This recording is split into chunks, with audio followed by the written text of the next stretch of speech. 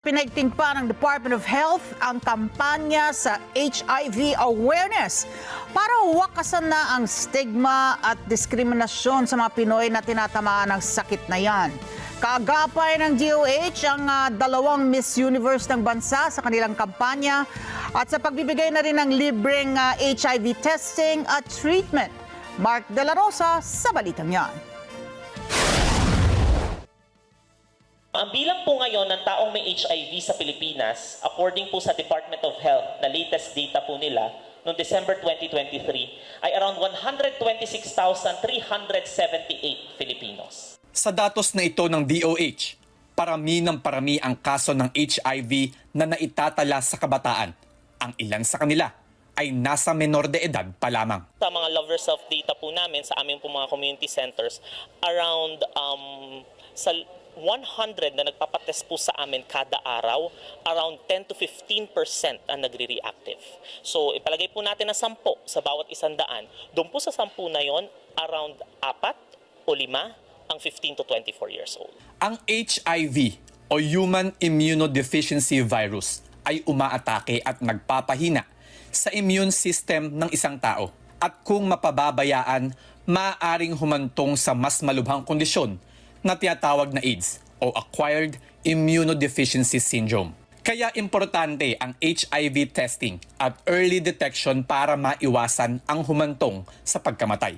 Sino-sino nga ba ang kailangan magpa-test para malaman ang kanilang HIV status? Kung ikaw ay nag-engage ng unprotected sexual behavior, nag-share ng needles, better po na nagpapatest sa mga kababaihan kasi nga po, lalo po kapag nagbubuntis sila, kasi po mapipigilan natin, kung sila man po ay HIV positive, mapipigilan natin kung paano nila matatransmit sa kanilang mga. Sa ngayon, isang therapy ang isinasagawa ng DOH at iba't ibang NGO HIV awareness advocate upang mapigilan ang pagdami ng virus sa katawan ng people living with HIV.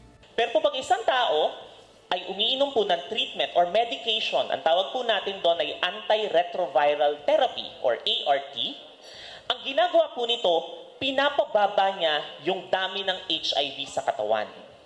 Until sa point na siya na po ay magiging undetectable. Maituturing itong isang breakthrough dahil para sa mga nagkaroon ng HIV, hindi ito ang katapusan ng kanilang mga pangarap. Sa pamamagitan ng viral load testing, malalaman kung undetectable na ang virus sa isang pasyente. Kapag po ang isang taong may HIV ay umiinom ng treatment at naging undetectable, hindi na po niya mapapasa ang HIV sa ibang tao. At ito po ay binibigay ng gobyerno, ng Department of Health, ng libre sa mga accredited nating primary healthcare centers at treatment hubs sa buong Pilipinas. Kaagapay ang dalawang Miss Universe ng bansa at HIV awareness advocates.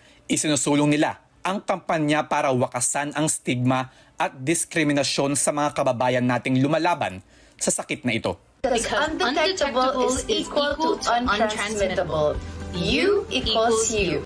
Patuloy ang kampanya ng DOH at iba pang grupo na nagbibigay ng libreng HIV testing at treatment upang hikayatin ang mga kababayan nating may HIV na simulan at magpatuloy sa gamutan para sa mas magandang kalusugan at kalidad ng buhay.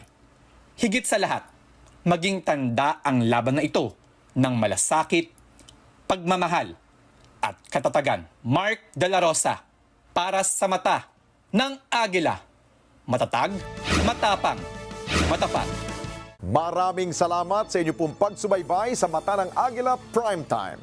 Para malaman ang matatag, matapang at matapat na mga balita, i-follow lamang at mag-subscribe sa AtNet25 TV.